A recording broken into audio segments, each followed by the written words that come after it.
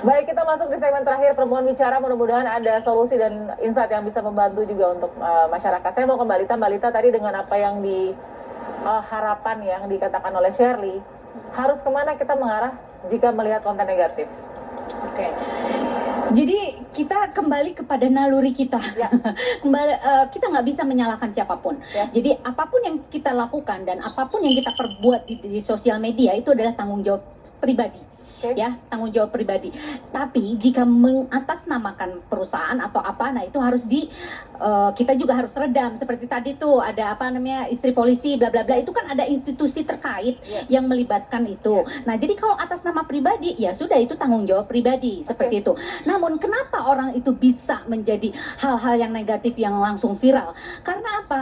Karena ada nilai-nilai uang di sana, ada nilai-nilai materi yang harus dia kejar. Itulah motivasi utama yang kenapa dia berlomba-lomba untuk menciptakan satu konten kreator yang menarik, yang bisa dikonsumsi oleh semua orang. Oke. Nah gitu, secara orang Indonesia kembali lagi karakternya memang lebih mudah dibom daripada diberikan motivasi. Seperti saya, dalam konten saya itu motivasi, nggak ada yang nonton. Tapi pada saat saya memberikan satu komentar tentang artis yang lagi speak up, yang harus diberikan speak up, di sanalah hujatan itu luar biasa. Sampai penontonnya aja sampai 7M. Ada nggak kemudian itu dalam sekian ada nggak sebagai penonton ya, viewersnya ya? Oke, Mbak Lita sebagai expert ketika melihat yang ternyata negatif, kemudian Mbak Lita masuk ke situ lebih dikomentari, apakah mengubah cara akhirnya? Kalau saya, tujuannya saya di situ kan menjaring haters. Jadi Kenapa menjaring haters? Iya, karena merusak mental. Saya di situ atas nama kesehatan mental. Saya psikolog di sana. Saya bicara itu bukan abal-abal yang ngomong-ngomong asal ngomong. Saya berilmu. Saya memberikan satu dan masuk ke dalam satu masalah orang, itu ada garis lurusnya gitu loh. Apa yang harus seperti siapa tuh, Lesti Bilar dan sebagainya. Itu pun juga harus, namanya orang hamil kenapa harus dihujat gitu loh. Jadi saya harus bukan membela, tapi ini adalah saya harus masuk ke dalam jalur psikologisnya. Ya, untuk kesehatan mental tadi. Dan tadi ternyata ada satu faktor yang penting dalam sebuah konten, yaitu karena ada cuan. Yes, cuan. Saya mau langsung cek ke Dennis dulu. Karena kita ngomong cuan nih. Sebagai konten creator kontroversial, sensasional sensasional. Yang banyak cuannya sekarang amin. Kalau boleh jujur, range-nya aja cuannya segitu banyak ya? Kalau semakin kontroversi semakin banyak cuannya? Enggak juga, tergantung orangnya. Nasib-nasiban, kayak semua orang kayak gitu kan juga. Mereka yang tonjok-tonjok pohon pisang, yang bagi-bagi duit tadi, malahan ketangkep kan? Iya kan? Kalau aku mah malah dapet duit, karena semuanya itu harus mengikuti aturan. Selalu pentingnya mengikuti aturan, tidak melanggar hukum, dan tidak merugikan orang lain. Jadi kamu lebih banyak karena endorsement atau karena konten kamu memang dibeli? Endorsement juga, konten dibeli juga. Laku saya, Mbak.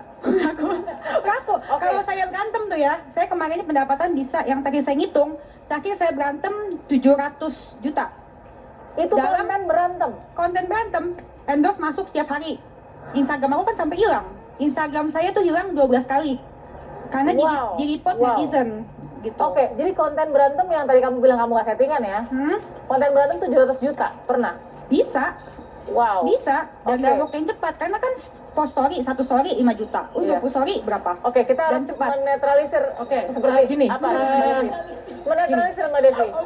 Chapman University membuat sebuah penelitian yang sangat menarik, melakukan penelitian di antara semua media sosial, televisi dan sebagainya. Sebenarnya mana sih yang paling berpotensi viral? Ternyata bukan yang negatif kok. Jadi manusia itu pada dasarnya baik. Jadi ternyata sebenarnya saudara-saudara kita jangan khawatir, produksilah berita-berita yang positif yang isinya apa? Harapan, kebaikan, yang berguna dan keteladanan. Menurut studi-studi malah justru itu yang sebenarnya lebih banyak. Berita yang negatif bisa membuat Anda viral, tapi itu tidak akan abadi.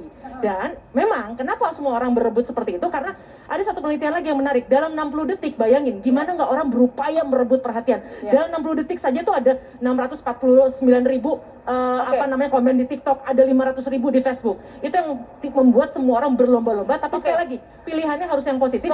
Dan gini, jangan cuma berpikir kalau hanya mau sejahtera, silahkan melakukan hal yang negatif. Tapi kalau mau selamat, jadilah manusia digital yang punya keterampilan, punya etika, punya budaya, dan keamanan.